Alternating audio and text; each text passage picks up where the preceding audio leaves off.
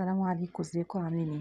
اهلا بيكم في قناتي. النهارده هنعمل مع بعض شربات الحلويات التقيل اللي مش هيخرز منك في التلاجة، وهقولك على السر الخطير اللي انا عرفته وجربته وقعد عندي في التلاجة مش اقل من 15 او 20 يوم، وكمان تقدري تضاعفي الكمية. والسر بسيط خالص، وتابعيني لاخر الفيديو عشان تعرفي الطريقة بالظبط.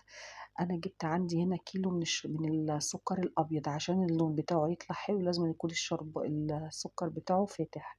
جبت كيلو من السكر وحطيت عليه رتل ونص من الميه. يعني مع كل كيلو سكر بتحطي رتل ونص من الميه، يعني كوبايه كبيره ونص من الميه. هبتدي دلوقتي ان انا هحط الشربات هكمل بقيه المقادير بتاعتي. هحط معلقتين من العسل الكلوكوز. عسل الكلوكوز بيحافظ لك على اطول وقت للشربات بتاعك، وبيحافظ على عمره في التلاجة وما يعملش معاكي ريحه وحشه. وكمان ما بيسكرش معاكي، بس انا هقولك على الطريقه الصحيحه ان هو ما يسكرش معاكي. يعني ده السبب الرئيسي اللي هو مش هيخليه يسكر، وهيقعد عندك أطول وقت ممكن في التلاجة. أنا جبت معلقتين من عسل الكلوكوز وقلبتهم تقليبة خفيفة كده، وهبتدي أرفعه على النار مع أول نص ساعة غليان على نار عالية. أول ما النص ساعة تخلص تبتدي توطي النار عليه، وتسيبيه على النار مش أقل من 3 ساعات أو ساعتين ونص. أيوة، 3 ساعات أو ساعتين ونص. حطيت نص ليمونة أو طرف المعلقة الصغيرة بتاعتك ملح ليمون المتوفر عندك، وهبتدي بالمعلقة كده هلم الشوائب اللي على الوش دي كلها. يعني انت كده الشربات بتاعك هياخد من 3 ساعات ل3 ساعات ونص على نار هادية. تمام كده. أول نص ساعة هنشيلها من المدة، هيبقى عندنا ساعتين ونص وممكن 3 ساعات كمان.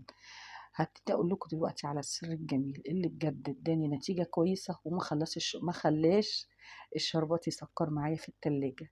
انا كده هغطيه. هو السر في الغطا ان انت تغطي حله الشربات بتاعتك. ليه يا هدى؟ لانك انت لما بتسيبيه مكشوف، البخار بتاعه بيتكون على الحروف بتاعه الحله وبيبتدي يخرز معاكي، فطبيعي ان انت لما تشيليه في التلاجة هيخرز معاكي كمان. فانا غطيته وسبته لمده 3 ساعات على النار. طبعا اول ما بتلاقيه بيتقل معاكي تبتدي تطفي النار عليه. كل طبعا مدى ما الكميه بتقل معاكي تطفي النار عليه، بس اهم حاجه تكون نار واطية عشان ما يتحرقش معاكي. انا خلصت الكمية بتاعتي او خلصت المدة بتاعتي على النار، وده كان كده شكله. طبعا انت مجرد ما بيبرد معاكي بتحطيه في التلاجة، تاني يوم بتطلعيه بتلاقيه تقيل. دلوقتي بقى انا هقولك ازاي مع كل كوباية شربات تقيل تحطي مية قد ايه. يعني مثلا البسبوسة بتحب الشربات الخفيف، فتحطي مع كل كوباية كوباية مية. يعني مع كل كوباية شربات كوباية مية. تمام كده.